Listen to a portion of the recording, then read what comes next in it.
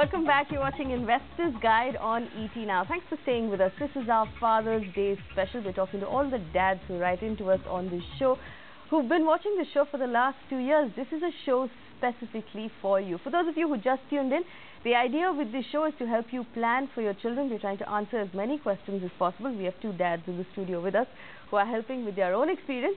And of course, with the fact that they're some of the best financial planners in this country. So we have the best in the studio for you. Let's go to our next question. Shiraz has written in. He tells us he has a little girl who's only 1 year old and he wants to start planning for her. Take a look.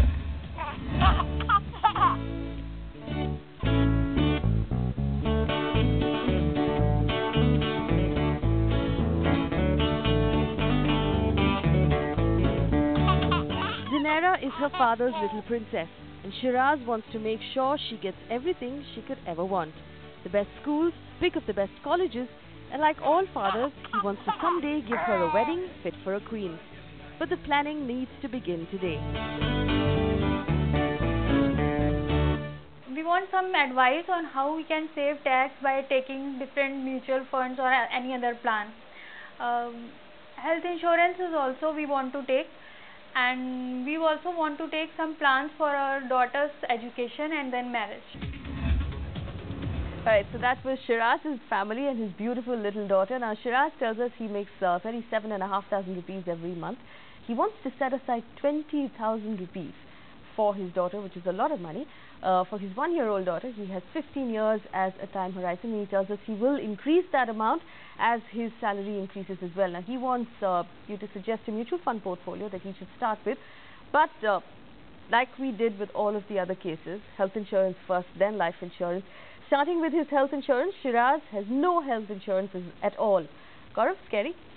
Yes, it is, absolutely. So he's so much passionate and so much keen to do something for his daughter, and which is great, but then he also needs to ensure that if there are any turbulences health related for him or to his wife or to his daughter, then the entire saving would have to be eroded. If he was to start with 3 lakhs each for him and his wife and a lakh of rupees cover for his daughter and increase it over a period of time, he should be fine with that. If he can do 5, 5 and 3, which is great, but to begin with, do it 3 lakhs for himself, 3 lakh for his wife and a lakh of rupees for his daughter. Vishal, life insurance, 1 lakh rupee cover? Clearly not enough. Clearly not enough. A lot more.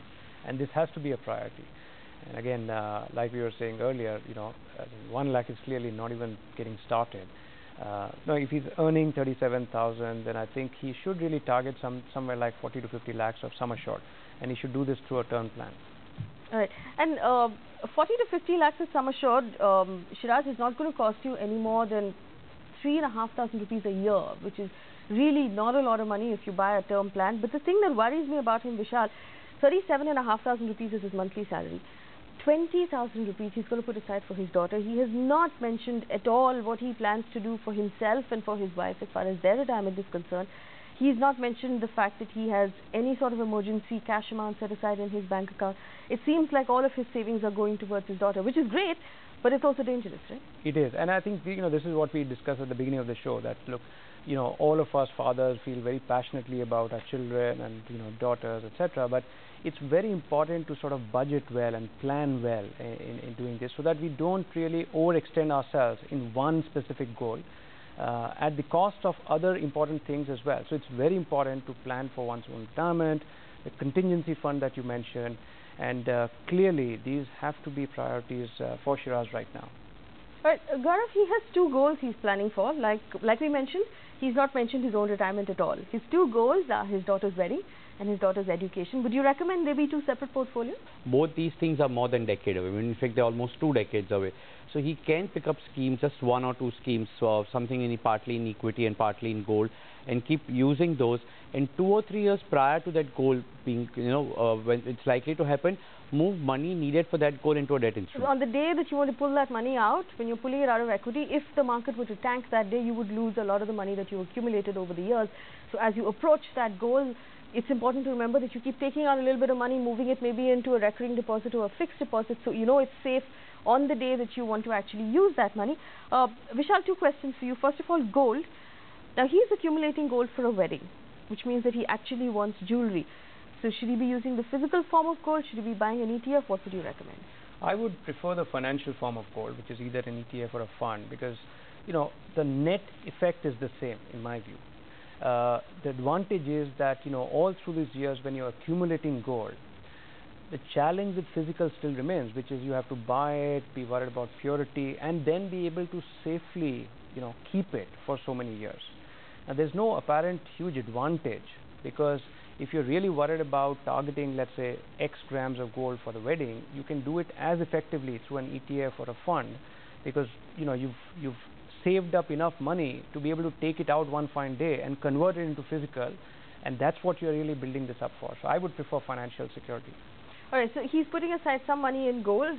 The other money that he's going to put aside for this long-term equity allocation for his daughter, would you recommend a couple of funds that he can put that money into?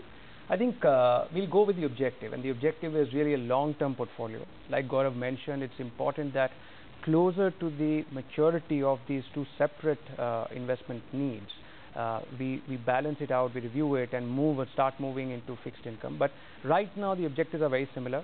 It is long term, and therefore we can be aggressive, and therefore we should just go with an aggressive plan. We can choose the ET Investors Guide aggressive plan. We can choose a mix of an equity heavy, large cap, mid cap sort of an allocation, I think.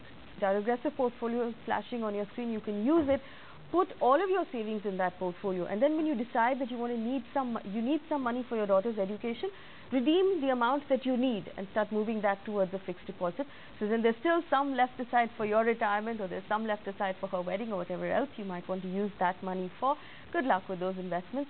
And for the rest of you who are watching, if you have any particular questions about the advice that you heard, remember you can write to us. Gaurav, I'm going to come back to something you said at the beginning of the show, and I want both of your advice on this. Teaching your children to be more careful and more responsible with their money. How do you do that?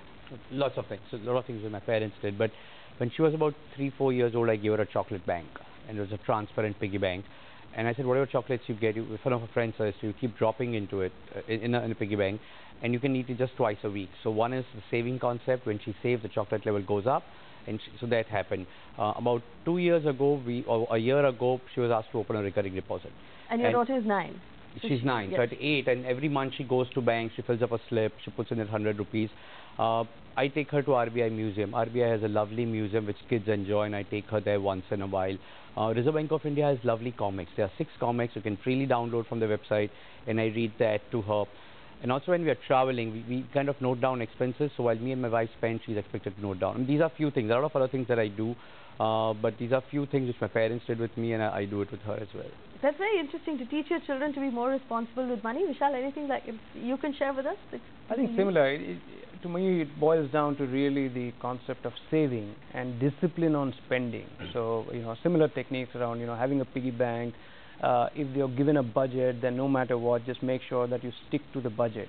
And I think simple things like this can do a lot in sort of building that habit and the value for portfolio over time to be inculcated very early.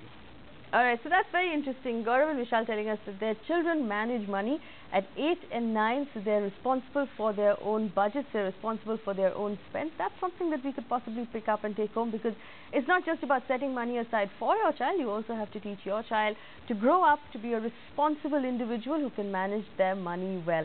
Happy Father's Day again to all of you who tuned in. Happy Father's Day to the two of you as well. Write into us. Email ID is at the bottom of your screen. Facebook, you can catch this entire show on Facebook. If there's something that you'd like to listen to again, and jot that down. And remember to write to us. Keep watching Investors Guide. Thank you for your support over the last 2 years. We have several years and a lot more advice to come. Keep watching.